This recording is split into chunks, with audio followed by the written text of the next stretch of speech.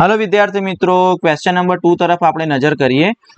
સરસ મજાનો ક્વેશ્ચન છે। જો આપણને અલગ અલગ અંતઃસ્ત્રાવને બધું આપ્યું છે, શુક્રકોષ બરાબર, ટેસ્ટોસ્ટેરોન, રિલેક્સિન, અંડકોષ, ઇસ્ટ્રોજન, પ્રોજેસ્ટેરોન। હવે જુઓ, અહીંયા એમ પૂછ્યું છે નર માનવ દ્વારા ઉત્પન્ન થતા અંતઃસ્ત્રાવ એને આપણે પી તરીકે દર્શાવીએ અને માદા માનવ દ્વારા ઉત્પન્ન થતા એને ક્યુ। હવે નર એટલે કે પુરુષમાં કયા ઉત્પન્ન થાય? તો શુક્રકોષ થાય તો એને આપણે પી લખીએ। ટેસ્ટોસ્ટેરોન પણ પુરુષ દ્વારા એને પી લખીએ। રિલેક્સિન બેટા યાદ કરો, એ ક્યારે ઉત્પન્ન થાય? તો જ્યારે જન્મ થવાનો હોય ત્યારે, તો એ તો સ્ત્રીમાં હોય તો ક્યુ। અંડકોષ પણ ક્યુ આવે। ઇસ્ટ્રોજન ને પ્રોજેસ્ટેરોન તો ક્યુ આવવાના જ છે। ક્લિયર? તો પહેલા બે માં પી પી આવશે, બરાબર।